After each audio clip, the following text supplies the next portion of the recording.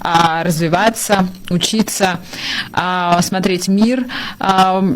Можешь ли поделиться, скажем так, своим опытом с абхазской молодежью, которую могут лишить этой возможности скоро? Конечно, то есть это в первую очередь это, конечно же, развитость, это то есть открытый мир, это общение, знакомство, дополнительная сфера информации. То есть это то, что сегодня хочет отнять у Абхазии Инал Арзенбах. Это дополнительная, опять же, повторюсь, изоляция. Оградить Абхазию сегодня от всего мира закрытием данных организаций, это значит вогнать абхазское население в искусственную яму. Люди, по моему мнению, конечно, молодежь должна участвовать в различных проектах, то есть в тех проектах, которые, так скажем, связаны с международными какими-то даже государствами, народностями, то есть нациями. Это все ведет к тому, что человек будет развиваться. Но опять же, исходя из действий Наларства, ему это невыгодно. Он не хочет, чтобы, так скажем, абхазский народ, то есть народ Инала, да, как-то двигался вперед. Они постоянно именно ищут врага, навязывают врага в лице грузинского населения, абхазскому населению. Они боятся потерять контроль, потерять власть. Даже, знаете, может быть и не в тему, но хочу добавить от себя. Я знаю сегодня здесь ребят с Абхазии, которые учатся здесь, в Тбилиси. Но если служба безопасности узнает об этом, то их уже не выпускают. Когда они едут, допустим, на каникулы к маме, к бабушке, обратно их уже не впускают. Просто потому, что они получают образование здесь, в Тбилиси.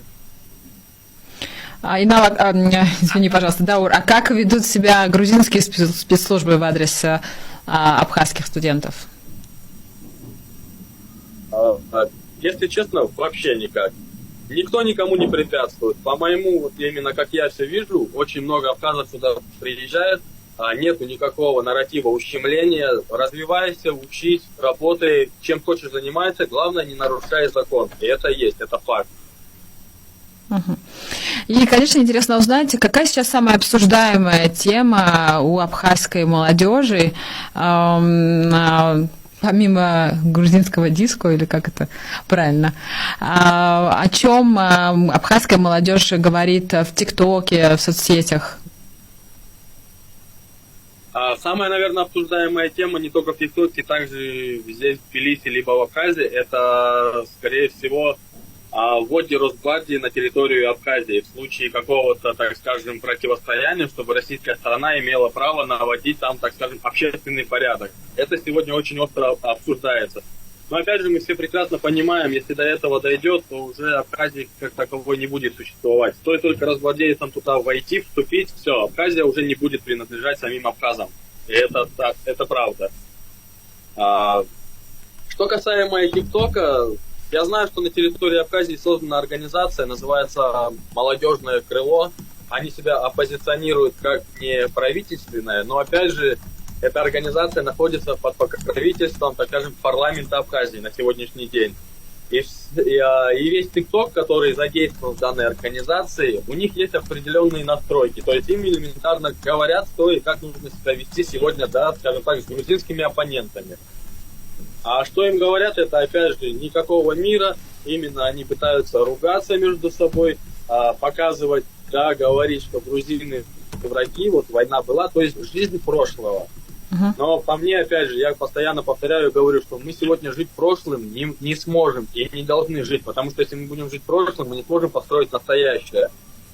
Элементарные вещи, даже все прекрасно понимают, что весь этот процесс был спровоцированный в 90-е годы, но не хотят это, так скажем, озвучивать очень громко, потому что следуют большие проблемы.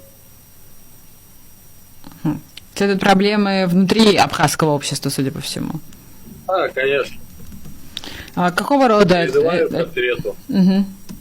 Мы помним, например, как у девочки-подростка были проблемы из-за видео в ТикТоке. Да. Продолжаются ли подобные притеснения? Да, конечно, продолжаются. Я не знаю, ознакомились вы с данной статьей, но была такая ситуация буквально пару месяцев назад. Я находился на данном эфире. Парень абхаз, проживающий в Сухуми, на вопрос ответил, что мне лучше жить с Грузией, чем с Россией в данной ситуации, если что-то будет происходить. К нему приехали, его начали притеснять. Я более того скажу, его побили. Там даже присутствовал депутат парламента Гарик Фокая, да, его фамилия. После чего его заставили и также извиняться, запустили в прямой эфир на обозрение, то есть всем людям. И где его также заставили сказать, так скажем, неприятные слова в качестве Грузии, в сторону Грузии. Но люди, конечно, поняли, что на самом деле его заставили, что это не его уже было мнение. Это, конечно, продолжается и по сегодняшний день. Интересно, к сожалению, мы не освещали этот вопрос, хотя был другой кейс с тоже молодым человеком, который высказывался за Грузию, и его, насколько я помню, таким кадыровским методом избили прямо на камеру, заставили извиниться. В общем, судя по всему, эта практика, она достаточно часто применяется, что очень печально. Она по сегодняшний день применяется.